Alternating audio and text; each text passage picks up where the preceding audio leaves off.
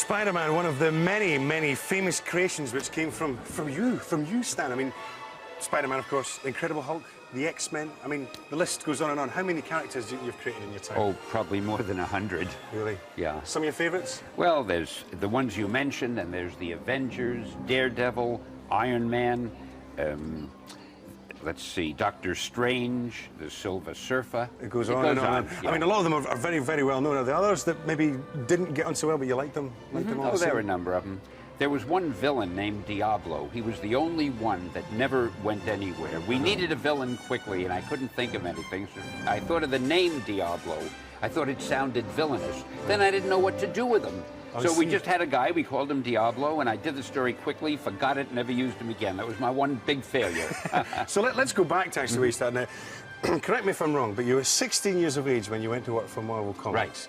Within a year, you were editor. How did that come about? It wasn't that I was so brilliant. There were only two other people on the staff. There was an editor and an art director, and they both they left.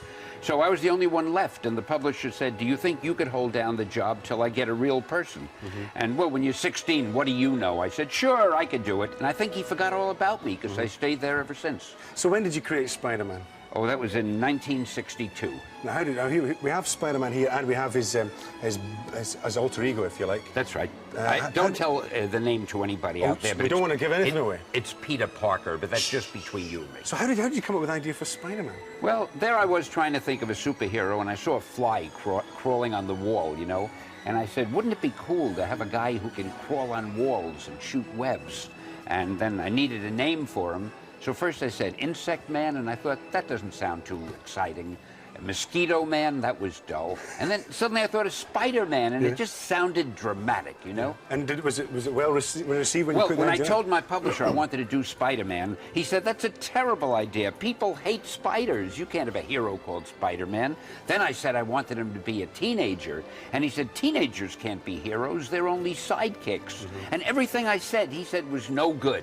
But I did it anyway, and the book sold. So he came to me later. He said, you know that idea you had about Spider-Man that we both loved?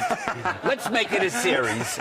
So it's ran and ran and ran. Now, of course... Still running. It's still running, of course. Yeah. And Spider-Man has been made into the cartoon from beyond the comic strip. Is there any plans to put him on the big screen? Oh, sure. Jim Cameron, who did the movie Terminator, you know, he's already written the script, and he's going to direct it as soon as he finishes his next movie. We can't wait. It'll be a big picture. It'll be superb. And the X-Men?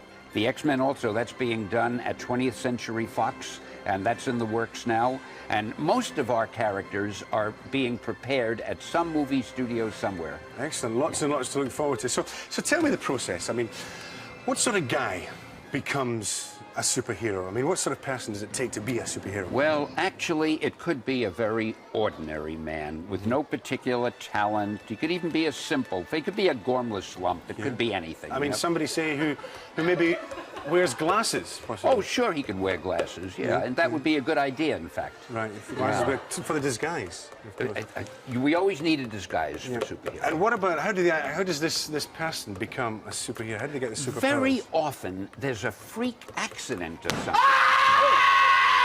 Oh, wow. You know, that sounded like a freak accident. Hang on, let's go. All right, let's wow. go check.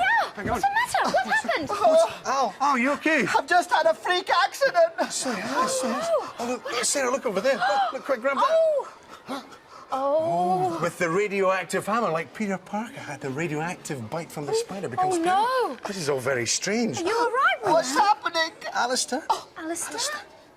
I feel the superhuman power surging through me.